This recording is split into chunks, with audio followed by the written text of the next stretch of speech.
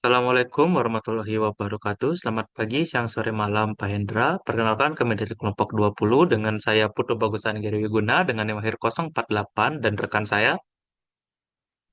Saya Narendra Wisnu Acaraka dengan NIM akhir 046. Pada kesempatan kali ini kami akan memaparkan progres akhir final UAS dari AVD teori. Next.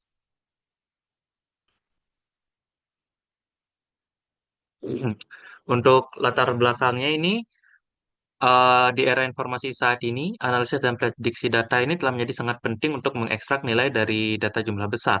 Namun lebih banyak data tidak secara otomatis berarti lebih banyak nilainya. Diperlukan metode ilmiah dan efektif seperti data mining untuk memastikan nilai potensi dari data tersebut tidak terkubur.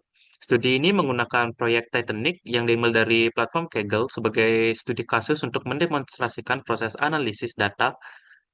Penelitian ini berfokus pada penerapan algoritma machine learning, khususnya random forest, untuk menganalisis dan memprediksi faktor-faktor yang berkontribusi pada keselamatan penumpang dan membangun pemodelan prediksi untuk menebak apakah penumpang itu selamat atau tidak berdasarkan data training pada Titanic di Kaggle.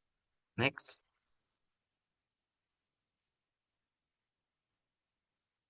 Untuk datasetnya sendiri di sini ada terdiri dari dua, yakni train CSV dan juga test CSV. Untuk train CSV-nya sendiri memiliki 891 record dan tes CSV memiliki 418 record. Untuk train CSV memiliki 12 kolom, sedangkan tes CSV memiliki 11 kolom, di mana pembedanya pada train CSV ini memiliki status apakah orang itu meninggal atau tidak yang ditandai dengan kolom survive. Untuk 11 kolom lainnya itu ada passenger ID yang menyatakan ID unik setiap penumpang, P class atau kelas tiket 1 sampai 3, name nama penumpang, seks jenis kelamin, age usia, SIP SP jumlah saudara kandung, parts jumlah orang tua, tiket atau nomor tiket, fare tarif yang dibayar penumpang, cabin, nomor kabin, dan juga embark, yakni pelabuhan keberangkatan penumpang itu. Next.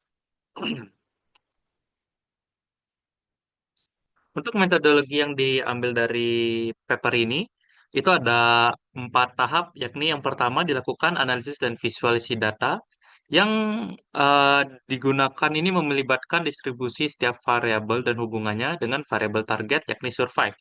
Visualisasi data ini seperti bar chart dan juga heat map itu digunakan untuk mengidentifikasi korelasi awal.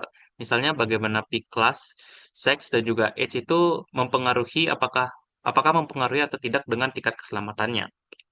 Setelah melakukan analisis dan visualisasi data, dilanjutkan dengan rekayasa fitur atau feature and engineering, di mana berdasarkan wawasan dari ADA, langkah selanjutnya itu adalah fitur engineering. Proses ini tidak hanya menggabungkan fitur yang ada, tetapi juga membuat fitur baru untuk meningkatkan akurasi model. Contoh-contoh fitur baru yang dibuat adalah gelar seperti Mister dan Miss pada kolom name, ataupun membuat fitur family size atau ukuran keluarga dengan mengandungkan SIP SP dan juga parts, menggabungkan jumlah sibling dan juga orang tua. Setelah melakukan feature engineering, dilakukan pemrosesan data atau pre-processing, di mana di sini termasuk menangani data yang hilang, misalnya mengisi nilai yang hilang di kolom S dan juga embark, dan mengubah data non-numerik menjadi format numerik. Fitur kategorikal seperti sex dan juga embark dikonversi menggunakan teknik one-shot encoding agar dapat dipahami oleh algoritma machine learning.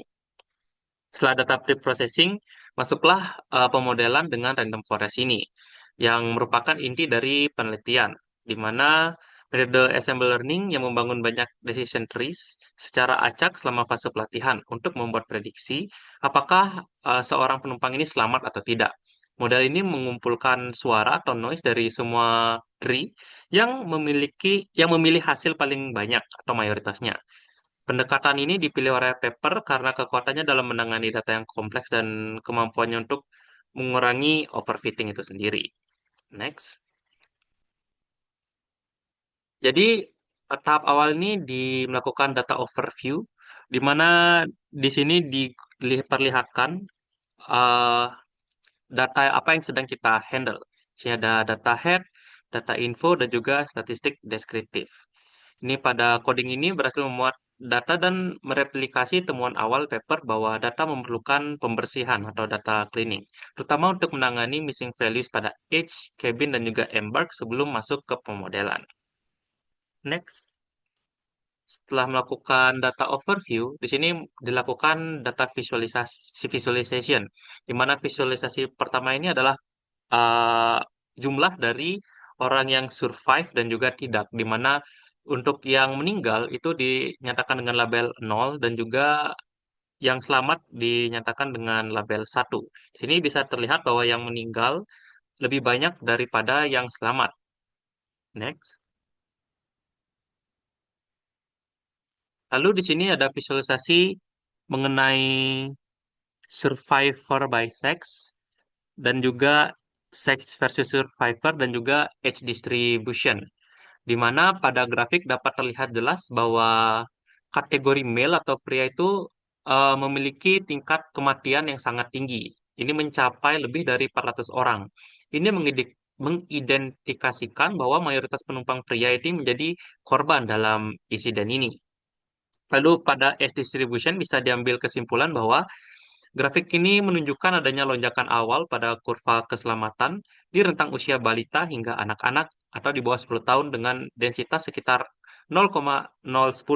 Ini mengkonfirmasi adanya prioritas penyelamatan bagi kelompok usia termuda. Sedangkan ada lonjakan kematian di usia rentang 20 sampai 25 tahun. Ini mengindikasikan bahwa risiko kematian tertinggi dialami oleh kelompok dewasa yang masih muda. Next. Selanjutnya ada P-Class versus Survival, di mana grafik itu bisa dilihat bahwa penumpang kelas 1 ini memiliki tingkat keselamatan tertinggi dengan jumlah survivor yang secara signifikan melebihi korban jiwa. Lalu pola ini mulai berbalik pada kelas 2 yang perbedaannya mulai menipis dan terlihat signifikan di kelas 3 yang menunjukkan tingkat kematian yang sangat masif. Ini membuktikan bahwa penumpang dengan status sosial terendah memiliki peluang hidup paling kecil di insiden Titanic. Lalu ada juga SIP SP versus survival, di mana bisa terlihat bahwa penumpang solo atau yang memiliki nol sibling ini rasio kematian pada kelompok ini tetap lebih tinggi dibandingkan rasio keselamatannya. Sedangkan untuk pada keluarga kecil atau yang nilainya satu, jumlah yang selamat ini sedikit mengungguli yang meninggal. Ini sejalan dengan temuan bahwa keluarga kecil ini cenderung memiliki survival rate yang lebih baik. Lalu ada penurunan keselamatan pada keluarga besar yang lebih dari satu sibling, di mana tren kematian kembali mendominasi yang kepada keluarga yang membawa dua kerabat atau lebih sampai 8. Next. Selanjutnya ada part versus survival, di mana orang yang berpergian tanpa orang tua atau anak atau nol parts itu mendominasi angka kematian. Sebaliknya, keberadaan keluarga inti dalam jumlah kecil memberikan keuntungan yang signifikan. Terlihat pada kategori satu di parts di mana jumlah penumpang selamat itu mengungguli yang meninggal. Lalu untuk visualisasi fair distribution di sini bisa dilihat bahwa distribusi harga tiket ini menunjukkan korelasi yang erat antara kemampuan ekonomi dan juga keselamatannya, di mana penumpang dengan tiket termurah memiliki risiko kematian tertinggi. Dan tren ini bergeser pada rentang harga yang sedikit lebih mahal, di mana kurva keselamatan itu melonjak melampaui kurva kematian. Dan konsisten si keselamatan ini terus terlihat pada tiket berharga tinggi meskipun dengan densitas data yang lebih rendah. Next. Lalu ada visualisasi title versus survival, di mana di sini terlihat bahwa kategori Mister atau pria ini mencatat angka kematian yang masif. Ini sejalan dengan visualisasi yang awal. Sedangkan Miss dan juga Master dan Royalty ini didominasi oleh survivor atau orang yang selamat. Yang mengkonfirmasi bahwa prioritas keselamatan pada saat itu adalah wanita dan juga anak-anak. Lalu ada family size versus survival, di mana penumpang solo atau size satu dan keluarga besar ini memiliki resiko kematian tertinggi karena kurangnya dukungan atau sulitnya mobilisasi. Sedangkan keluarga kecil 2 sampai 4 itu jadi zona aman di mana tingkat keselamatannya itu melampaui tingkat kematiannya. Next.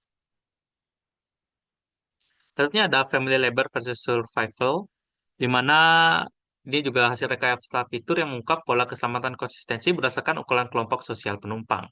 Pada keluarga kecil, sama seperti tadi, memiliki rasio keselamatan tertinggi yang kontras dengan orang yang berpergian sendiri atau membawa keluarga yang jumlahnya besar, yang justru didominasi oleh angka kematian. Ini kemungkinannya karena keterbatasan mobilitas saat evakuasi. Lalu ada visualisasi tiket label versus survival, di mana tiket label pada grup kecil, label satu ini mencatat tingkat keselamatan yang positif, jauh mengungguli kategori tiket lainnya atau label 2 yang mayoritas berakhir menjadi korban. Next. Selanjutnya ada death versus survival, di mana kategori unknown ini memiliki densitas kematian yang sangat masif. Ini mengidentifikasikan bahwa penumpang tanpa data kabin ini kemungkinan besar adalah kelas bawah, memiliki risiko kematian tertinggi. Sedangkan penumpang dengan data deck yang jelas dari A sampai E itu cenderung selamat meskipun densitas datanya kecil. Yang kemungkinan ini adalah orang-orang yang memilih orang kaya raya atau di kelas sosial yang tinggi. Pola serupa ini juga terlihat pada data Embark, di mana pelabuhan Southampton atau S menyumbang densitas kematian terbesar. Pelabuhan Queenstown memiliki tingkat kematian tinggi dengan densitas kecil, sementara pelabuhan Cherbourg itu menjadi satu-satunya titik keberangkatan dengan risiko penyintas yang lebih dominan. Next. Baik, sekian dari visualisasinya akan dilanjutkan oleh teman saya. Oke, baik. Selanjutnya kita akan menghandle missing value menggunakan coding dari Python. Di sini ada tahapan eh, pre-promosessan ini yang difokuskan untuk membersihkan data dan transformasi fitur-fitur agar siap untuk di pemodelan nanti.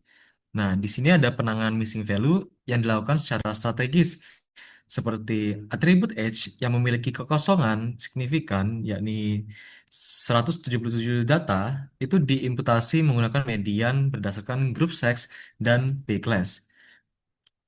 Sementara fair dan embark itu dilengkapi menggunakan nilai median dan juga modus. Nah, ini adalah codingannya. Terus kita lanjut ke pre-processing.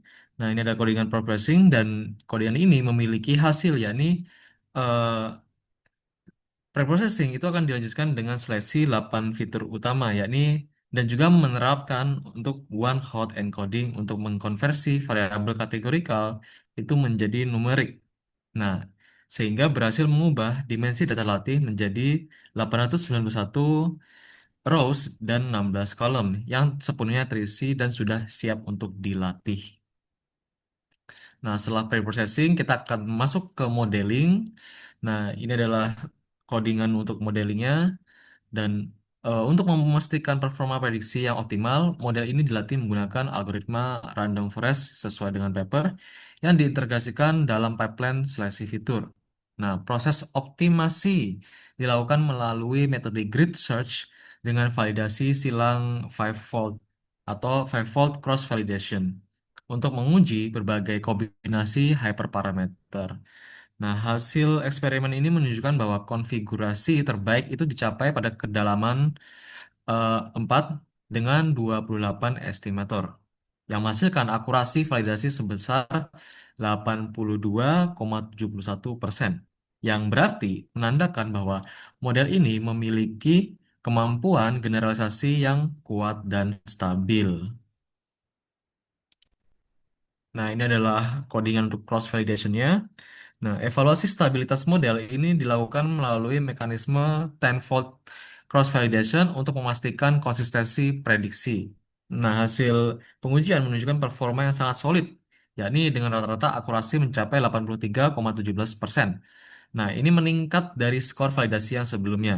Dengan standar deviasi yang rendah di angka 0,0379, model ini terbukti tangguh dan memiliki variasi minim di berbagai subset data, yang mengindikasikan bahwa model tidak mengalami overfitting dan dapat diandalkan untuk generalisasi pada data yang baru. Lalu ada fitur importance di sini.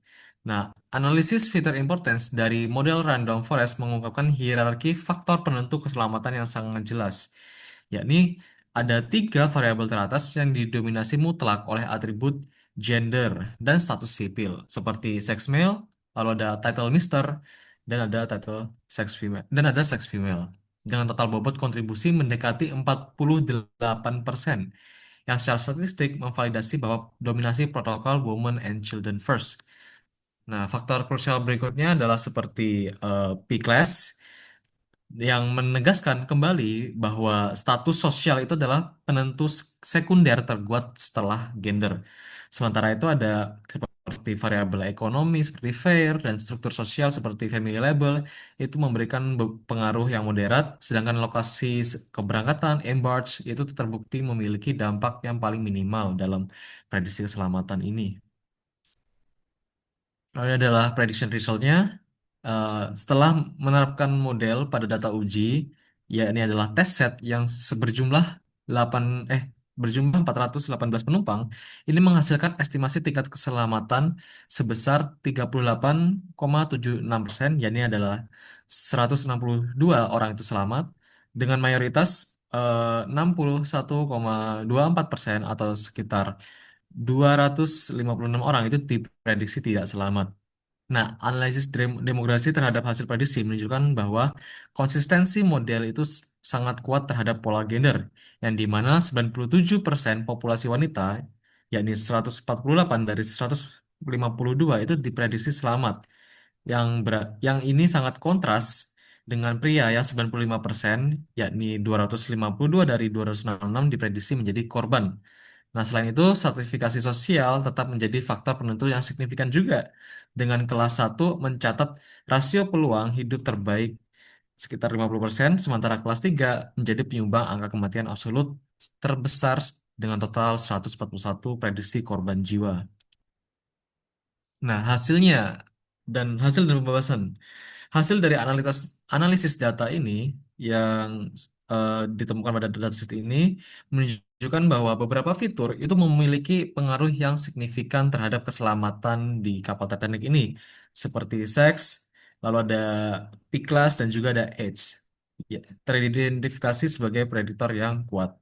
Dan model random forest yang dikembangkan dalam studi ini itu menunjukkan kemampuan prediksi yang sangat baik, dan pembahasannya difokuskan pada bagaimana algoritma ini menangani data yang hilang, yaitu ada missing value, dan mengukur pentingnya setiap fitur, yang sehingga memberikan wawasan lebih dalam mengenai faktor-faktor yang menentukan keselamatan di kapal Titanic. Nah, kesimpulannya adalah studi kasus ini berhasil menunjukkan bahwa algoritma random forest itu merupakan alat yang efektif untuk analisis prediktif pada dataset historis seperti Titanic. Nah, keberhasilan model ini tidak hanya bergantung pada algoritmanya, tetapi juga seperti proses analisis data, lalu ada visualisasi, dan juga ada feature engineering yang cermat. Analisis ini mengkonfirmasi bahwa faktor-faktor sosial ekonomi dan juga gender itu memainkan peran besar dalam menentukan keselamatan. Dan metode yang didemonstrasikan pada paper ini itu dapat diterapkan untuk berbagai masalah analisis data yang dan juga prediksi di domain lainnya selain Titanic. Oke, baik. Sekian dari kami. Terima kasih. Wassalamualaikum warahmatullahi wabarakatuh.